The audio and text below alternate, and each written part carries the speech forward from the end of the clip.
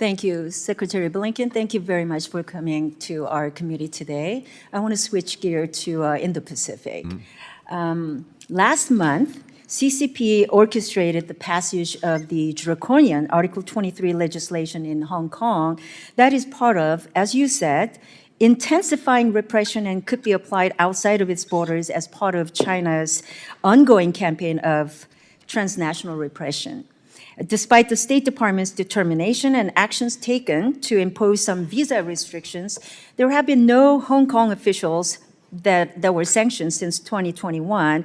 And it should be noted that in 2020, it took the administration only 5 weeks after passage of Hong Kong's national security law to issue sanctions. And Article 23 is much worse by all accounts. So could you tell us why the administration hasn't sanctioned officials in Hong Kong since 2021, despite intensifying repression in the last year? So we've designated, first and foremost, 7 officials from the PRC for the actions that are being taken in Hong Kong, including exactly what you've just cited. And as well, we are imposing visa restrictions on Hong Kong officials for the actions that they've taken to undermine freedom, to undermine autonomy. Secretary, I want you to know that I have introduced Hong Kong Sanctions Act that lists 49 Hong Kong judges, prosecutors, officials playing an active role in persecuting dissidents in Hong Kong. So if my office transmits the list of these individuals to you, can you assure me that you will evaluate whether these individuals can be sanctioned under existing authorities? Yes.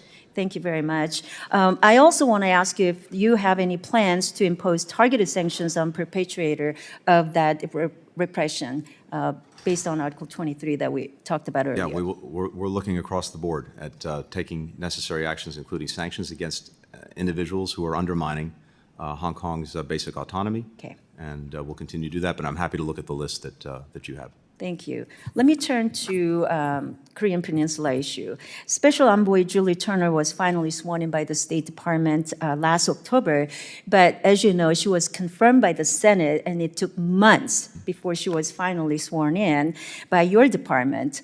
So while I'm pleased that she's in the position and carrying out the mandates as noted by the legislation that we passed, I'm concerned that the Special Envoy Office is not given the proper attention by the State Department leadership.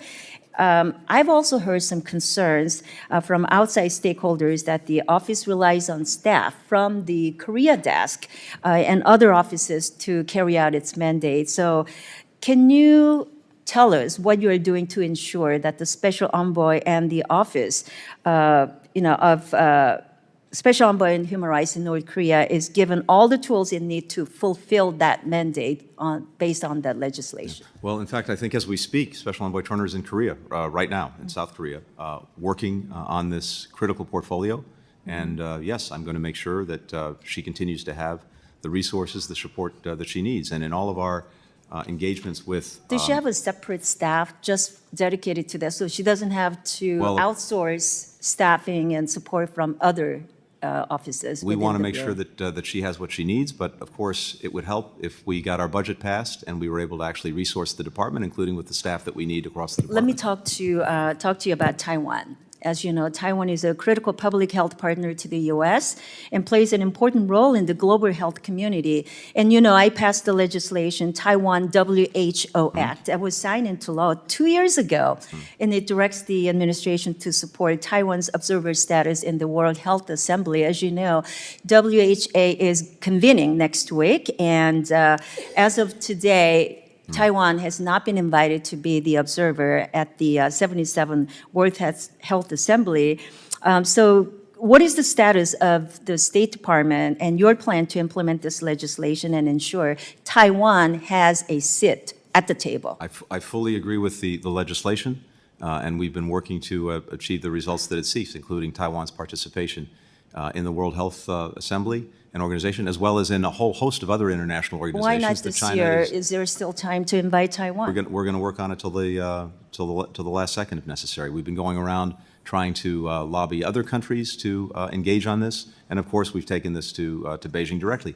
It denies to people around the world the benefits of the extraordinary knowledge and expertise that Taiwan has and Taiwanese have. Right, seeing Taiwan has been time and time again how reliable a health partner it is. I think it's critically important that you do more to make sure Taiwan has a seat there. Yeah, I agree Thank with you you. very much. My time's up. I yield back.